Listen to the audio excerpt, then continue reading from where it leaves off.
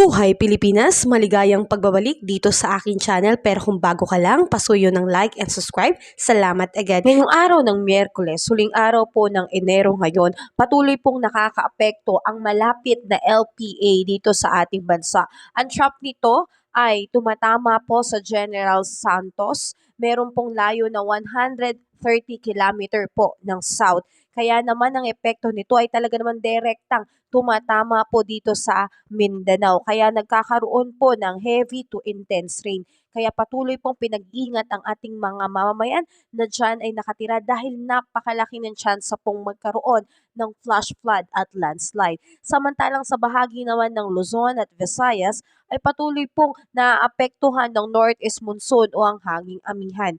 Ganun pa man, nagpapadala po ito ng maulap na papawirin na meron pong kasamang mahinang pag-ulan. Dito po sa atin sa Caraga, Davao Region at Soc-Sargen, patuloy po na makakaranas ng maulap na papawirin na meron pong kalat-kalat na pag-ulan, kulog at kidlat. Ito po ay dala po ng trough ng LPA. Medyo malakas po ang epekto nito sa mga lugar na nabanggit, kaya asahan po ang pagkakaroon ng flash flood at landslide. Dahil nga po magiging heavy to intense rain po ang maaasahan. Samantalang dito po sa Central Visayas at Southern Leyte at ilang natitirang bahagi ng Mindanao, patuloy pong makakaranas ng maulap na papawirin at meron din pong manakanakang pag-ulan at thunderstorm. Ito po ay dulot pa rin po ng LPA. Mga kababayan, medyo lumalawak na po ngayon ang nasasakop nitong LPA na to. At sa lugar na nabanggit po, posible pong magkaroon po ng pagbaha at landslide po. Dahil po posibleng makaranas po ng moderate to heavy rain po. Samantalang dito po sa atin sa Cagayan Valley, Aurora, Quezon, Bicol Region at ilang natitirang bahagi ng Eastern Visayas ay makakaranas naman po ng maulap na papawirin na meron pong kasamang pag-ulan o mahinang pag-ulan. Ito po ay dulot po ng northeast monsoon o ang hanging amihan.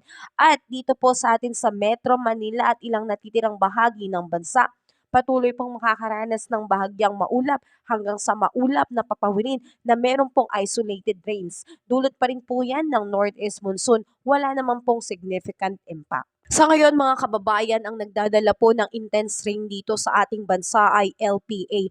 Hindi naman po ito nasa loob ng Pilipinas o ng Philippine Area of Responsibility. Ito po ay nasa labas pero malapit po ito at ang buntot nito ay tumatama talaga sa parte ng Mindanao kaya asahan po ang malakas na pag-ulan dyan. Samantalang meron pa rin pong nakataas na gale warning signal sa ating mga baybayin dito sa ating bansa. Meron pong nakataas na gale warning signal sa Eastern Seaboard of Southern Luzon, Eastern Seaboard of Visayas at Eastern Seaboard of Mindanao. Kaya po ang ating mga mangingisda na merong maliit na bangka ay hindi po muna pinapahintulutan na pumalaot dahil sobrang lakas at taas po ng alon sa karagatan. Ito po ay mapanganib sa ating mga mangingisda.